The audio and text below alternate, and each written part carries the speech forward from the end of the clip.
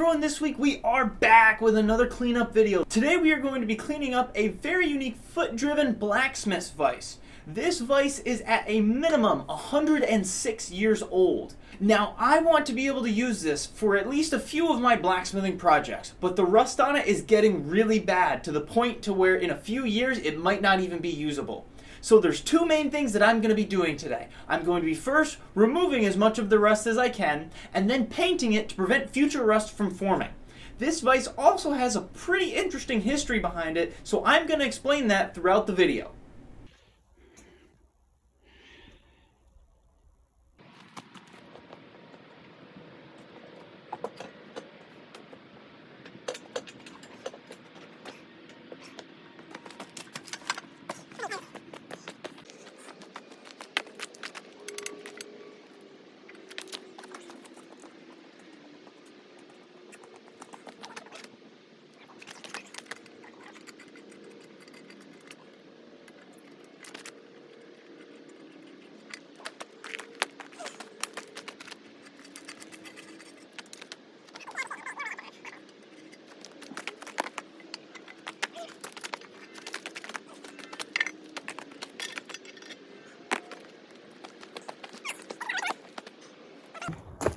Take off as much of the rust as possible so we can prime it and put high heat paint on it.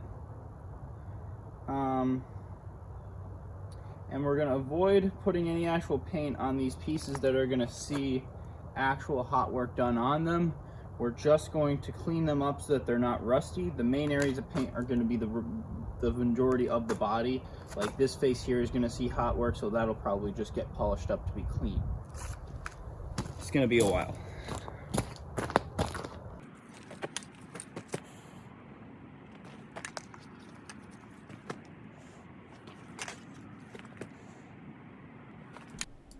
It's time for a little bit of history. So this vise was made by Wiley and Russell Manufacturing Co., which was in existence and produced items between 1872 and 1916, making this vise somewhere between 106 and 150 years old. Now this vise was specifically designed for horseshoe caulking, which are basically extrusions out of the bottom of a horseshoe that give a horse more traction depending on the condition of roads in a particular area, or the ground I should say. It originally came with several removable jaw bits, presumably for different types of caulks, making my set just one of several that you could originally get. It also has the forming swage, which is on the side, which I'm going to be cleaning up in a separate video and likely painting to preserve the history, as I have a better swage block that I can use for those types of operations anyways.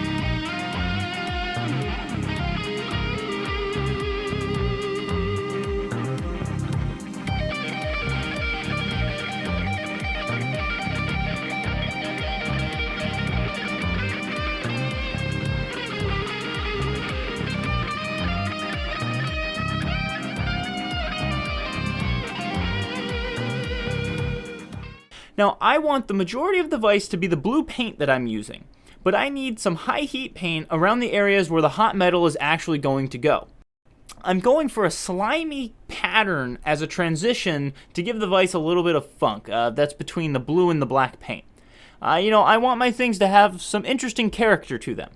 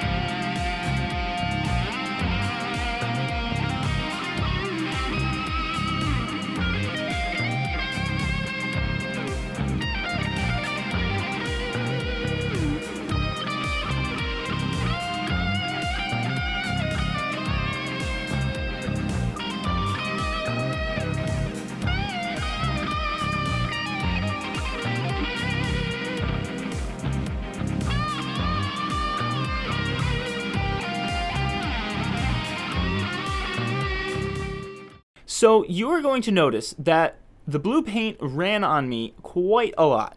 Now that happened because the black high heat paint came out of the can really heavy and really thick. I got used to that, and then when I started spraying the blue paint, it was exactly the opposite. That caused me to spray way more than I needed, and I tried to fix it and cover it up, but it is what it is. The vise still looks very nice. I'm just not an amazing painter.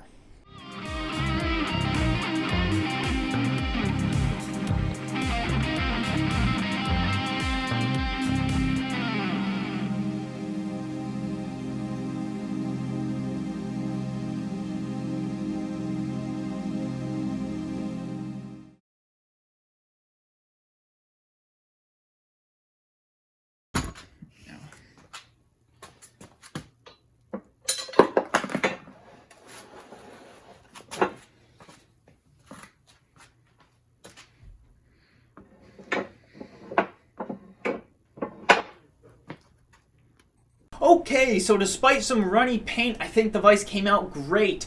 It looks a heck of a lot better than it did, and it'll hopefully survive another 100 years. I forgot to take footage of it, but I actually went back with a fine paintbrush and touched up the transition as well as the lettering that details the manufacturer.